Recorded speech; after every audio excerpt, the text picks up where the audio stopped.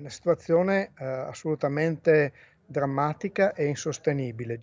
Non usa giri di parole Roberto Cognonato, fotografando quella che è, soprattutto sarà in inverno, la situazione degli impianti natatori, realtà energivore che risentono degli aumenti con costi quintuplicati a parità di consumi.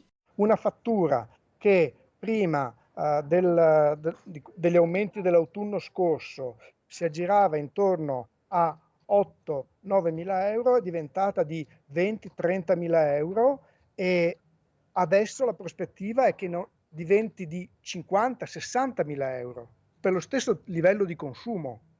Per cui se prima nel bilancio di un impianto incideva il costo energetico per circa il 30% del bilancio complessivo, adesso si va al 70-80%.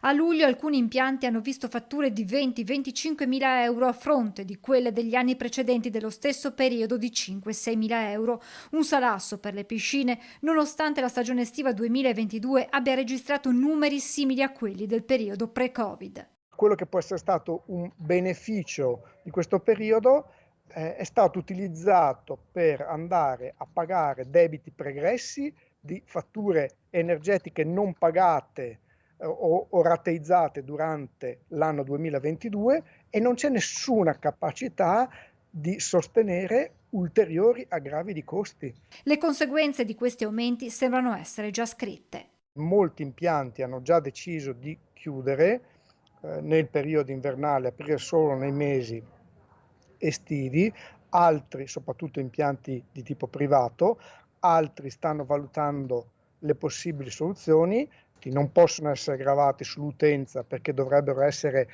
quintuplicate le tariffe delle attività e nessuno mai verrebbe a frequentare gli impianti con tariffe assolutamente economicamente insostenibili. I gestori stanno facendo il possibile per resistere prima con la pandemia, ora con i rincari, ma è necessario, spiega Cognonato, che intervenga il governo con misure che limitino questi aumenti esponenziali. Si vedrà se ci sono delle risposte che possono in qualche modo dare un barlume di speranza o se siamo tutti proiettati a una chiusura.